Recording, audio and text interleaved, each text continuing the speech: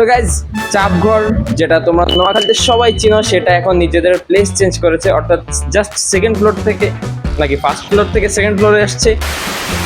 By the way, place তো change করেছে, but test কেমন আছে সেটা জানার জন্য আজকে আমরা চাপঘরে এসেছি। চলো আমরা এবার চাপঘরে দেখি, এবং নিচের যে সেকশনটা এখনো আছে, সো তোমরা চাইলে উপরেও ট্রাই করতে পারো, নিচেও ট্রাই করতে পারো, বাট চলো। সো গাইজ, চাপঘরে আমরা অলরেডি ভিতরে আসছি, অ্যান্ড এখানে জায়গাটা ছোট হলেও খুবই সুন্দর করে সাজানো। প্রত্যেকটা জায়গায় এক একটা ছবি তোলা যাবে, তবে পিছনে কাস্টমার থাকাতে এই মুহূর্তে আমি দেখাচ্ছি না। বাই দ্য ওয়ে, আমরা এসেছি ফুড ট্রাই করার জন্য, সো ফুডের দিকে যাব। তার আগে ফেসবুক পেজটি ফলো করে দাও অ্যান্ড ভিডিওটি লাইক করে আমাদের সাথে থাকো। And now we are gonna try some food, let's go for it.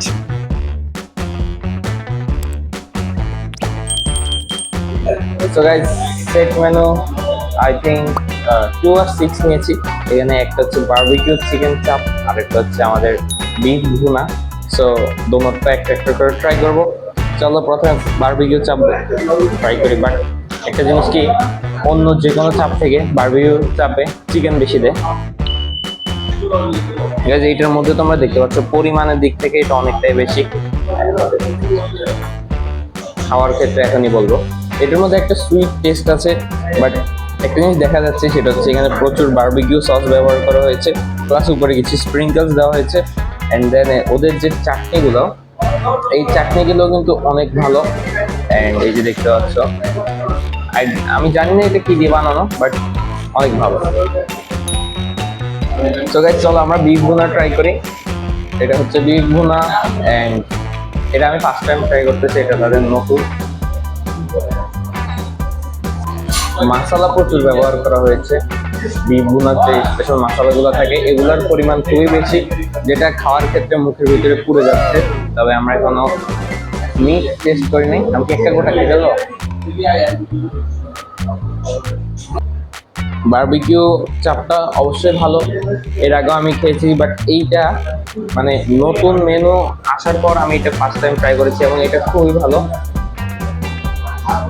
একদিক থেকে বলা যায় তোমরা এগুলো সবগুলো ট্রাই করতে পারো।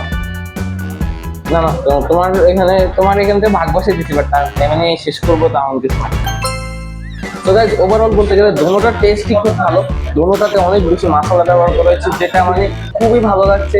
এটাতে মানে কি বলবো, আই ডোন্ট নো, আমার কাছে কোনো ভাষা নেই এটা বলার। কারণ আচ্ছা থাক থাক, আরে আরেকটু খাইতে কি হচ্ছে, একটু খাই একটু। So guys, overall the food is great. মশলাগুলো একদম মুখের মধ্যে লাগার মতো। অ্যান্ড এটা এরকম না যে মশলা বেশি হওয়াতে কিন্তু খারাপ লাগছে, কিন্তু আসলে মশলা বেশি হতে খুবই ভালো লেগেছে। অ্যান্ড নতুন মেনুটা আমার কাছে খুব ভালো লেগেছে। তোমরা নতুন মেনুটা ট্রাই করতে পারো, পুরানটা ট্রাই করেছো সবাই, আমি খুব ভালো করে জানি। So guys, that's all for today. দেখা হবে নতুন ভিডিওতে। আমাদের সাথে থাকো, ফেসবুক পেজকে ফলো করে। Till then, good by.